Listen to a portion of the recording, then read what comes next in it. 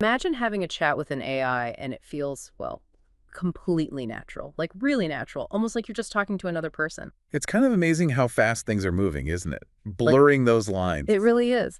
So, welcome everyone. We're doing a deep dive today into conversational AI, focusing specifically on these new, really advanced voice agents. Yeah, the ones that go way beyond basic chatbots. Exactly. And we've got a whole stack of source material here, research papers, articles on the tech, all stuff provided by you, the listener. So our job is to sift through it and pull out the key insights.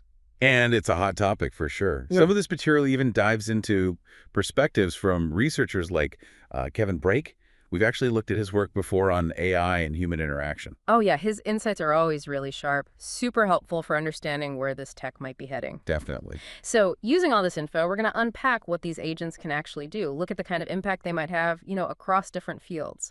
And importantly, touch on some of the big questions and challenges that come with it, because it's not all straightforward. Not at all. We're talking AI that can handle conversational turns like a human, switch languages instantly, access huge databases. Yeah.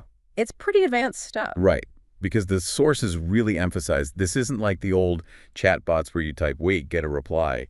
It's different. Way different. The goal here is human-like voice conversation. Seamless. And digging into the tech details from the sources, one of the key things making this possible is how they handle the flow of conversation. Yes, the turn taking. They mention a model that lets the AI figure out exactly when to speak, when to wait. And it can even pick up on hesitations, or if you say, or, Right. It's not just what you say, but how you say it, the timing, the rhythm. which allows for these really fluid exchanges. Mm-hmm. Like there's an example in the material. You might say, hold on, the number is, then pause, then maybe 947-835. And the AI doesn't miss a beat. It just comes back instantly with, thank you, your delivery is on its way. Exactly. No awkward silence, no interrupting you.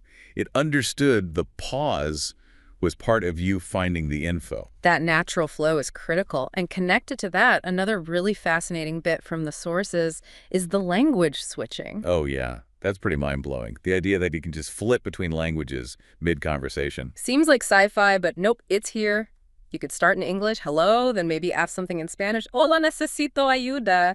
And the AI just gets it and replies in Spanish. Apparently so. Okay. Or you say bonjour, and it answers in French. Wow. And the sources stress this isn't just like picking a language setting beforehand. No, it's dynamic. It adapts to you during the conversation. Which is huge for, say, global customer service, commerce, hospitality. Yeah. Making it feel way more personal, breaking down barriers right there in the call. Okay, so they can talk naturally, understand different languages. Yeah. But how do they actually know stuff?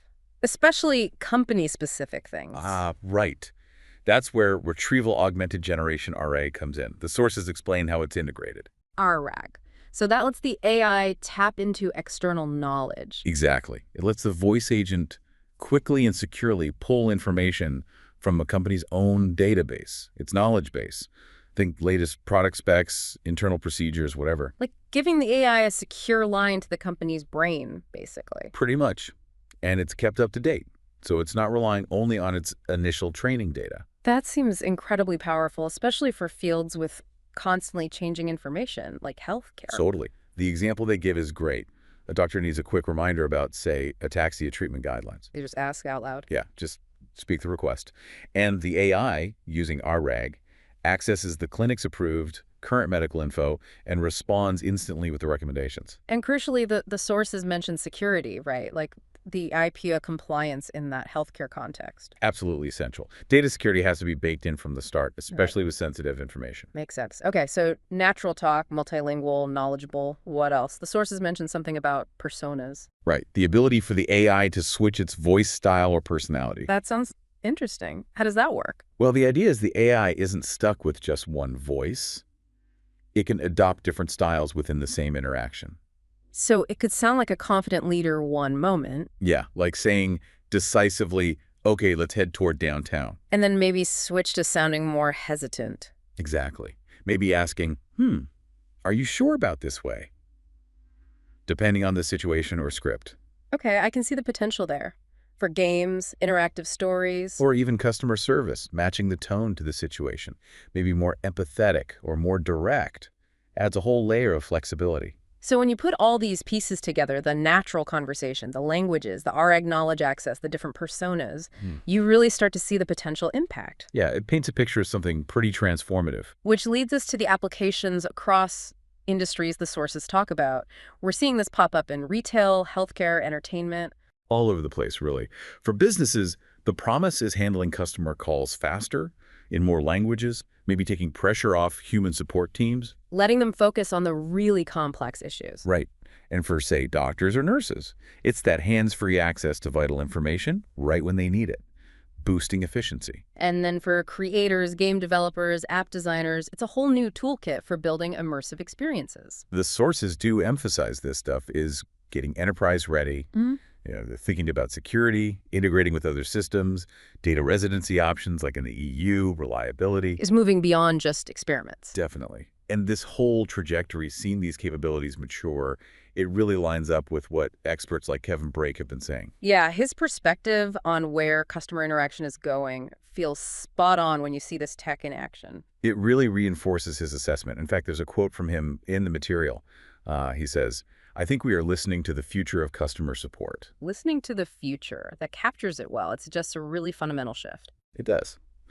But like with any big shift, we absolutely have to talk about the challenges and the sort of downsides, too. The sources raise some important points. You do. First one that jumps out is the human touch aspect. Can an AI, however efficient, really provide the same empathy as a person in a tricky customer service call? That's a big question. Sometimes you just need that human understanding, right? Yeah. And then there's privacy. Always a concern with AI. For sure. Yeah. Even with strong security, you're collecting and processing potentially very sensitive data, medical info, buying habits. The risk of breaches is always there. Needs constant vigilance. What about just getting started with it? Is it easy to implement? Well, the sources suggest there's a learning curve. And it takes resources, investment. Yeah. Might be tougher for smaller businesses to adopt compared to big corporations. Makes sense. And the inevitable question, jobs. Yep. It's definitely part of the conversation. Could it reduce demand for some entry-level support roles? Possibly. But the sources also hint at new roles emerging. Right. Maybe jobs focused on managing the AI, designing the interactions, or roles needing higher-level strategy or creativity that AI can't replicate. But that transition, that's the tricky part for the workforce. Yeah, managing that shift is key. One more thing they mentioned, accessibility. Super important. Making sure these systems work well for everyone. People with different accents, speech impediments. People who don't speak in standard ways. The system needs to be inclusive. Absolutely. So yeah, incredible potential for efficiency and creativity, but also real challenges around the human element, privacy, jobs, and access. It's definitely a balancing act. Still, you can't deny the potential here for, well, faster, maybe smarter, definitely more creative ways to communicate using AI. The trajectory seems pretty clear. And the sources point out, for anyone listening who's interested in the nuts and bolts developers, innovators, there are ways to get involved. They mention resources like the API at x.aiap. So you can actually start building with this tech, experimenting yourself. Exactly. Creating the next generation of these agents or experiences, it really feels like we're at a turning point, redefining how we interact with machines. And how they interact with us. So for you listening right now, take a second and think about your own world, your work, your interests. How could these kinds of AI voice agents fit in? How might they change things for you? Yeah, what are the possibilities? What are the concerns you see? We've covered quite a bit today. Definitely food for thought. If you have thoughts on this, please do like this deep dive and maybe leave us a comment. We genuinely love to hear what you think about these AI voice agents and their future. We really would. It's a fascinating area. So as we wrap up, here's maybe one last thing to chew on.